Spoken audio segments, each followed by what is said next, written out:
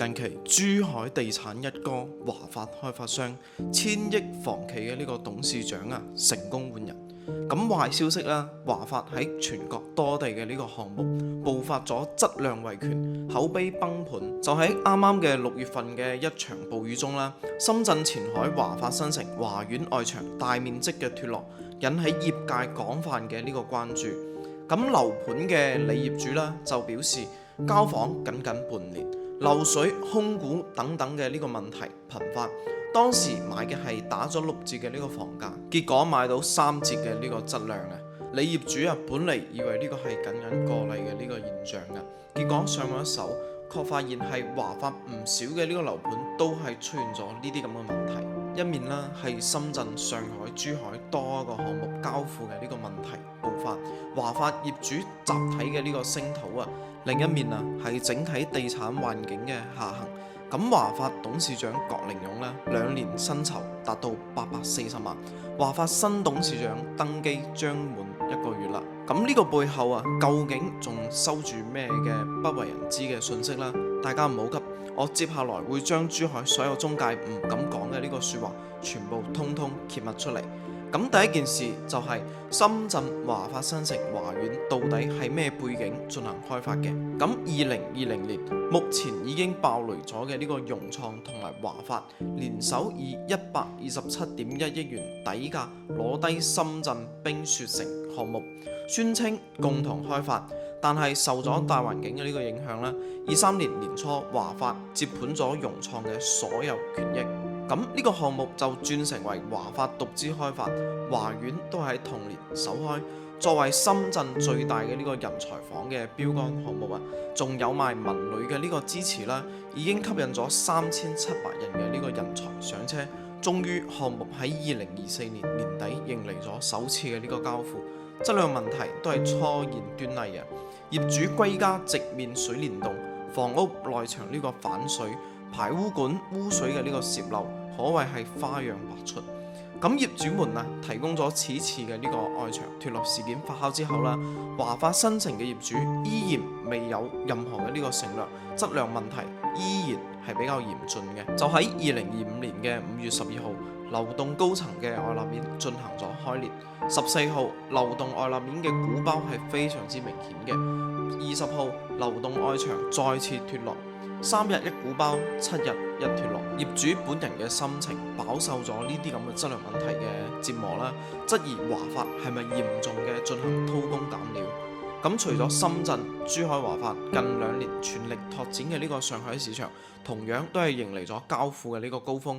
7萬蚊一平嘅呢個上海華發半島華庭，先係被傳出剪力牆入邊塞嘅磚頭，然之後又被爆出咗公區減配13億元人民幣。咁今年4月份組織嘅呢個業主預睇樓啦，咁就有唔少嘅業主發現啦，外立面嘅呢個漆面係鼓包嘅，草皮被當作為景觀綠化，貨不對版。業主真係無語到自嘲，仲以為自己買嘅係人才房同埋安置房啦。就連華發合作嘅呢個景觀設計公司 JTL 都嚇到主動劃清咗界限，生怕影響咗自己嘅呢個公司名譽啦。就連年初交付嘅華發獨立操盤嘅呢個古美華府啦，至今依然喺度抗議更改中。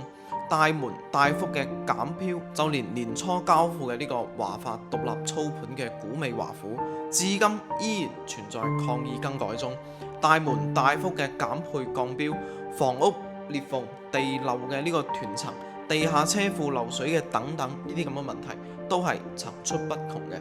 隨住全國華發項目陸續爆發嘅呢個質量問題，6月份華發股份嘅董事執行副總裁張賢因所謂嘅呢個個人原因進行咗辭職。咁大陸網傳嘅呢個係被涉嫌帶走調查，與華發招彩條線問題直接相關嘅。大家眾所周知，招彩合格與否直接影響咗建築嘅呢個交付質量嘅。咁第二件事就係啦，華發股份新任嘅呢個董事長郭生確可以話係當下最幸福嘅呢個地產高管。其一，即使業績嘅下滑，郭生2年嘅呢個薪酬依然係高達咗840萬嘅，位列喺全國嘅呢個房地產行業嘅前茅啦。2023年喺房地產行業進行咗一個降薪裁員潮中，華發高管嘅總薪酬卻增加咗5%，總薪酬嘅呢個高達係達到於6756.2萬嘅，位居 A 股地產行業高管薪酬嘅 Top One。咁華發股份新董事長郭生啊，喺2023年稅前嘅呢個年薪係為577.4萬，位列華發高管嘅 Top 3。咁到咗2024年啦，華發高管總薪酬迎嚟咗腰斬，降幅達到40%到60%。咁郭生稅前嘅呢個年薪依然係達到咗263.04萬，甚至薪酬總額提升咗1名，咁就嚟到咗 Top 2嘅呢個位置啦。咁2年嘅呢個薪酬高達咗